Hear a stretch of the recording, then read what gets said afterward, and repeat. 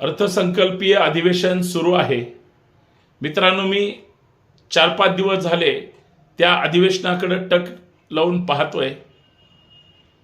अधिवेशनामध्ये तेही अर्थसंकल्पाचं असं तुम्ही कुठल्या एखाद्या आमदाराकडून चर्चा ऐकली आहे का की शेतकऱ्यांच्या पिकाबद्दल सरकारने निर्णय घेतला, हमी भावाबद्दल काहीतरी निर्णय घेतला, बेरोजगारीबद्दल काहीतरी निर्णय घेतला, विकास कामांबद्दल चर्चा झाली, शिक्षणावर एवढा पैसा खर्च करणार आहे, आरोग्यावर एवढा पैसा खर्च करणार आहे? काही नाही। महाराष्ट्रातल्या कुठल्याही मुद्द्यावर चर्चा नाही।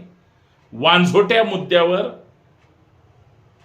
अर्थसंकल्पाच्या अधिवेशनामध्ये चर्चा सुरू आहे, ज्याच्यावर सत्ताधाऱ्यांना दुर्लक्ष करायचंय आणि विरोधी पक्षाचे नेते बोलायला तयार नाहीत। काय दुर्दैव आहे राज्याचं। जय शिवराय, जय महाराष्ट्र।